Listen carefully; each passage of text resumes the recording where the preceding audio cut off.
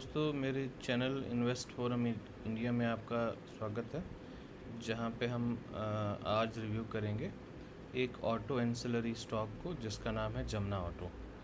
तो इस स्टॉक से पहले दोस्तों मैं आपको दिखाना चाहूँगा एक वीडियो मैंने बनाया था दोस्तों 13 जुलाई को, लगभग 3 महीने पहले, जिसमें मैंने एनालाइज़ किया था एक और ऑटो एंसिलरी स्टॉक को जिसका नाम है गैब्रियल इंडिया। इस वीडियो का मैं लिंक डिस्क्रिप्शन बॉक्स में दे दूँगा। उस समय गैब्रियल का प्राइस 126 था और आज लगभग 3 महीने के बाद इस स्टॉक की वैल्यू हो गई है 156, यानी 3 महीने में लगभग 35% का रिटर्न। तो दोस्तों, इसी तरह की वीडियोस के लिए आप मेरे चैनल को देखते रहें।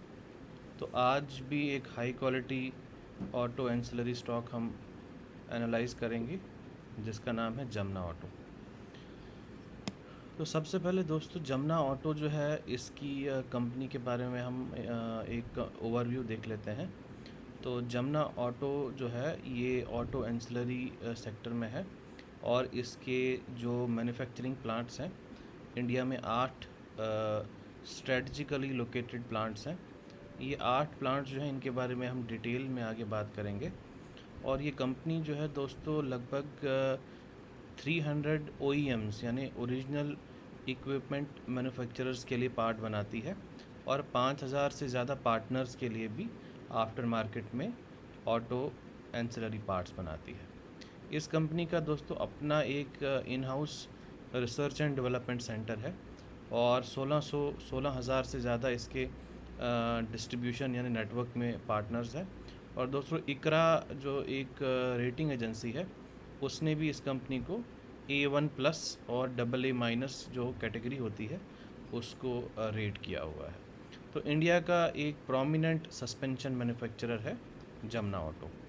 तो ये दोस्तों इसके कंपनी के जमुना ऑटो के जो ओरिजिनल OEM कस्टमर्स हैं, उसमें अशोक लीलैंड, मारुति, टाटा, फोर्स, वॉल्वो, ये सारे जो बड़े बड़े मैन्युफैक्चरर्स हैं वो इसके कस्टमर्स हैं।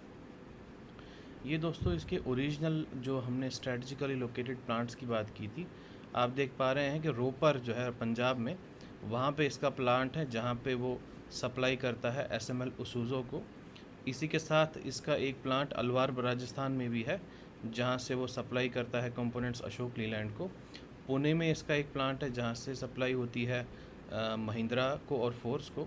और इसका एक प्लांट बेंगलोर में भी है जहाँ से सप्लाई होती है वॉल्वो को, निसान को और स्कानिया को।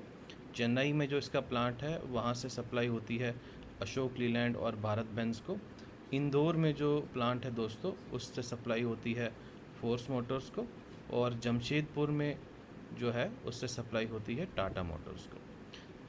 इसी के साथ इसके उत्तराखंड और यूपी में भी एक एक प्लांट है। तो दोस्तों, आपने देख लिया होगा कि इसकी जो प्लांट्स की लोकेशन है वो काफ़ी स्ट्रैटेजिकली लोकेटेड है, जिससे इसकी ट्रांसपोर्टेशन कॉस्ट जो है वो सेव हो सकती है और कंपनी के प्रॉफिट्स में इंक्लूड हो सकती है।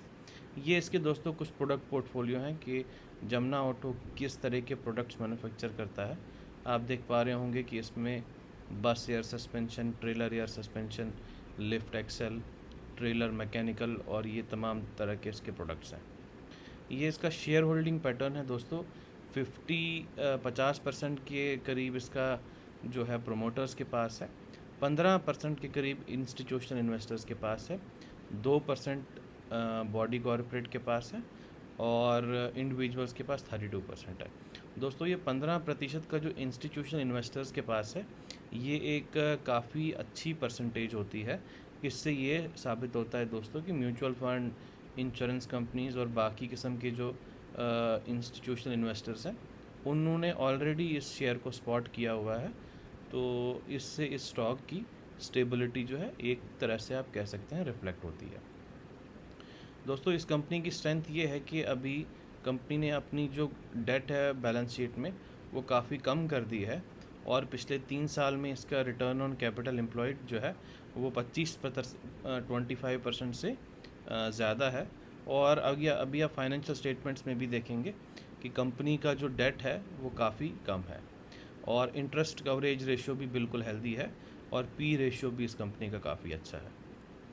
ये लेटेस्ट जो दोस्तों इसके क्वार्टरली रिजल्ट्स हैं, इसमें आप जो एक्सट्रीम राइट पे जून 2021 का है, उसमें आप देख पा रहे होंगे कि इसकी net sales, total expenditure, operating profit, सभी चीज़ें जो हैं इन लाइन है। हालांकि पिछले क्वार्टर के कंपैरिजन में अभी वाले क्वार्टर में सेल्स थोड़ी कम हुई हैं, लेकिन अगर आप ओवरऑल इसको पिछले जून 2020 से जून 2021 में देखेंगे तो इसका जो सेल्स हैं वो काफ़ी स्टेबल हैं और ऑपरेटिंग प्रॉफिट, इनकम और जो पैट है वो भी बिल्कुल एक लाइन में चल रहा है।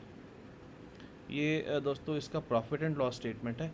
इसमें भी अगर आप देख पाएंगे कि हर साल इसका इंटरेस्ट कंपोनेंट जो है वो कम हो रहा है।